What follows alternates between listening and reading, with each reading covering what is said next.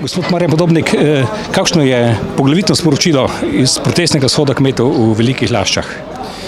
Torej, glavno sporočilo je, da je mera polna, da ne pristajamo več kmetje in ljudje s podeželja na tretjerazredni status ljudi v tej državi, da zahtevamo, ko govorimo o zvereh, da se jih odlovi ali odstreli toliko, kolikor je potrebno, da bo možno normalno živeti, delati, uspešno in konkurenčno se ukvarjati s kmetijstvom in drugimi dejavnostmi na slovenskem podeželju.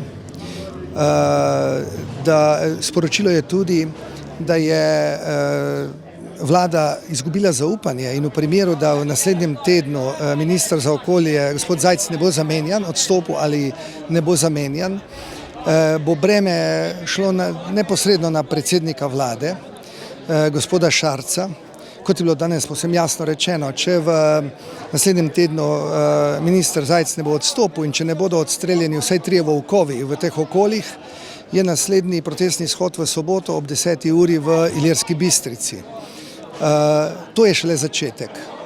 Danes smo tudi zaprli cesto za dobre pol ure. Ljubljana-Kočevje. Simbolično? Simbolično, seveda, to je simbolika, glede na to, kaj bomo pač naredili, kaj se utegne zgoditi v prihodnje, ker jaz moram reči, da obžalujem, da se vlada ni zavedla, da je stvar šla čez rob. Recimo, jaz sem zasledil tudi to, da so mediji pisali, da je tukaj bilo okoli 100 ljudi, pa je samo z avtobusi jih prišlo preko 200, skupaj je tu bilo okoli 700 ljudi, iz cele Slovenije, okoli 700 ljudi, in to je začetek. Začetek ene zgodbe, ki ima za cilj, da slovensko podeželje naredimo atraktivno za mlade. Mi nimamo interesa, da iztrebimo katerokoli vrsto zveri. Smo pa jasno povedali, volkovi na podeželju nimajo kaj iskati, lahko pa so v ograjenih oborah v okviru državnih gozdov, ki jih Slovenija ima. Prav tako je treba drastično zmanjšati populacijo medvedov. Seveda ne pristajamo na to, da bo treba ograditi celotno slovensko podeželje z visokimi ograjami, kar otežuje delo kmetom in tudi krni naravo, se pravi ta izgled krajine. Zdi se, da je v letih, ko Slovenska ljudska stranka ni bila v parlamentu in ko je tudi sicer postala šibka, pravzaprav usahnila podpora katerikoli stranke, dovolj odločna podpora in borba za kmete in za podeželje. In da je bila tudi to eden od razlogov, da smo prišli do takih skrajnih razmer. Mi smo danes na primer tudi zaprli tu simbolično to cesto tudi zato, ker zaradi domnevnih, mislim, da 25 metuljev, ki jih že nekaj let ne morejo najti, iščejo na Ljubljanskem barju, vsak dan tisoče ljudi čaka v vrstah pred Škofljico na poti v Ljubljano in nazaj. Neprimerno bolj onesnažujejo okolje, kot če bi tistih par metuljev preselili, in na te skrajnosti nekaterih fanatičnih skupin, ki z zdravo naravovarstveno držo nimajo nič skupnega, na to pač ne moramo več pristati. In zato jaz mislim, da je zdaj se začel ta kmečki punt, kot je pred 32 leti Slovenska kmečka zveza začenjala neko novo obdobje, očitno tudi danes kmetje in ljudje s podeželja začenjamo neko novo obdobje.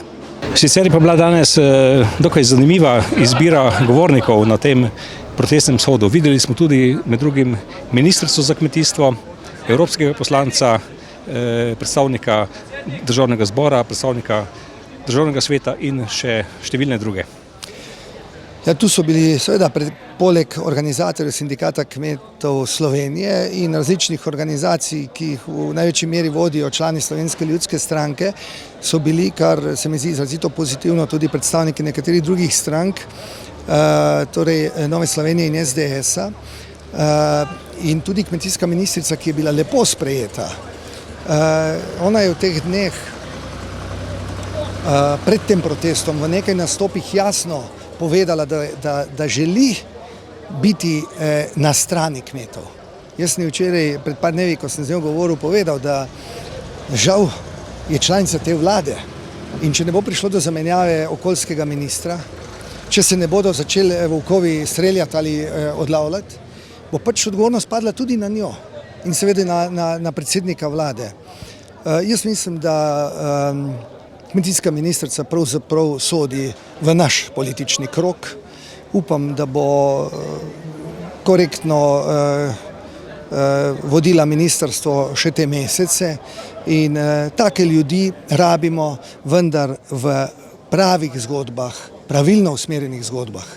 Kajti, če si član neke vlade, kjer okoljski minister ljudi spodbuja k sobivanju z volkovi, v trenutku, ko so ti ljudje napadeni in volkovi na njihovih dvoriščih napadajo ovce, konje, žrebeta in tako naprej, in se hkrati ti ljudje bojijo, da se bo z začetkom novega šolskega leta, da bodo napadeni tudi otroci. Če tak minister še vedno opravlja funkcijo, potem seveda del tega bremena pade tudi na vse ostale ministre in posebno predsednika vlade. Jaz verjamem, da tudi predsednik vlade Marjan Šarec bi želel, da bi bilo to drugače. In če je doslej znal pravi čas potegniti poteze, mislim, da mora zdaj zamenjati ministra Zajca, mora, ker je to možno, zagotoviti aktiviranje takih skupin, da se najakutnejši primeri, kjer se dogajajo napadi volkov, sanirajo, torej da se v naslednjih dneh vsaj najakutnejše stvari sanirajo. Potem bo čas in prostor za pogovore o dolgoročni strategiji upravljanja z zvermi, strategiji razvoja podeželja. Mladi bodo videli perspektivo, podeželje bo imelo pot, smer, da lahko zagotovi hrano za vso Slovenijo v primeru kakšnih izrednih razmer. In jaz mislim, da je to sporočilo, upam, da so ga razumeli, da ne bodo nasedli zgodbam češ nekaj 100 nezadovoljnih kmetov, ampak da bodo razumeli, da če smo bili sposobni pred 32 let, 30 delati samostojno državo, pred več kot 25 leti blokirati 8 največjih mejnih prehodov v Sloveniji, zato da smo dosegli ustrezna, bolj pravična cenovna razmerja pri pšenici in mleku, da bomo naredili, kar je potrebno, da tudi slovensko podeželje naredimo varno, zato da bo lahko ostalo obdelano, poseljeno in zagotavljalo proizvodno hrane ljudem, meščanom in vsem drugim, pa tudi prostor, kjer lahko kakovostno preživljajo svoj prosti čas. Hvala lepa. To je bil pogovor in to so bila razmišljanja predsednika Slovenske ljudske stranke, gospoda Marjana Podobnika. Hvala.